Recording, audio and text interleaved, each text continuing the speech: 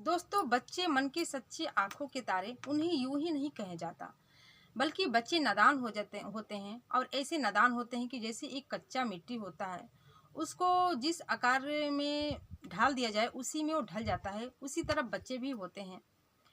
दोस्तों, आज की जो एक कहानी है, एक बच्चे को ऐसे तरह इस्तेमाल किया जाता है कि लोग भी हैरान हो जाते हैं, और जब जज इस बात को सुनती है तो हैरान और परेशान हो जाती है और अपना एक फैसला सुनाती है। और जब फैसला सुनाने के बाद अखबारों से, सोशल मीडिया के माध्यम से खबर पहुंचती है तो लोग ये इस बात को सुनकर हैरान और परेशान हो जाते हैं और सोचते हैं कि कोई भी व्यक्ति इतना हद तक कैसे गिर सकता, इतना स्वार्थी कैसे हो सकता।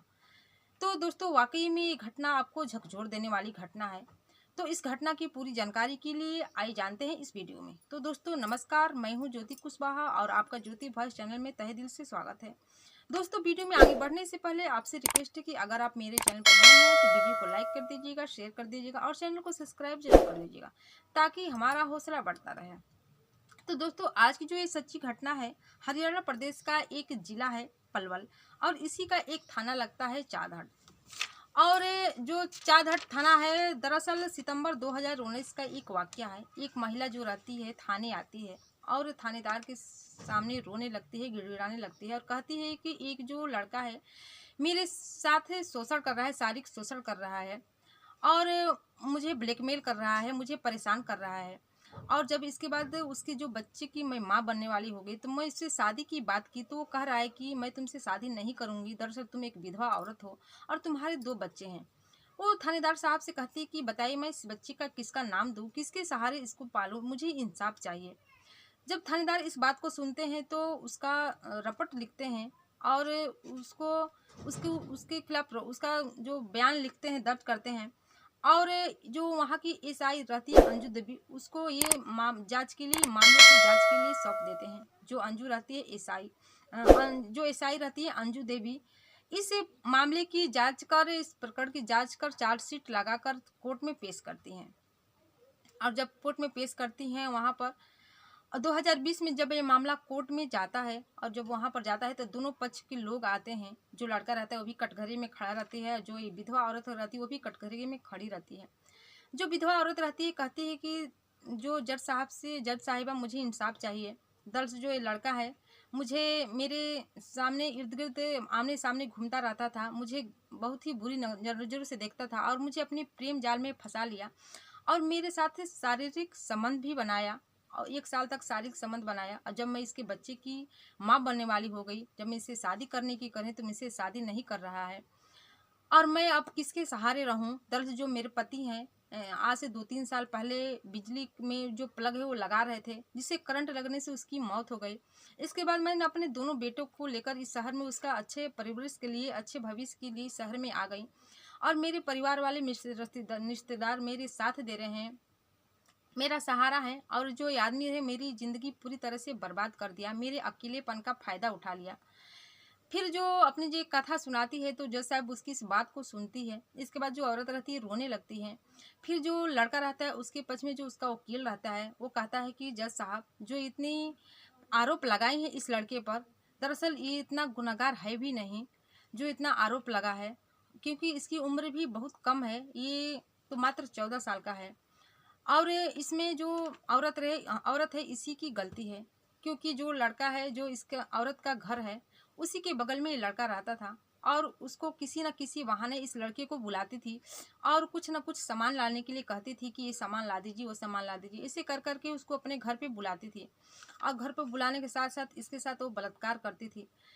और बलात्कार करने के साथ पहले तो वो जो लड़का रहता है उसको अच्छा नहीं लगता था, लेकिन धीरे धीरे उसको भी आनंद आने लगा संबंध बनाने में और वो भी इनका साथ देने लगा।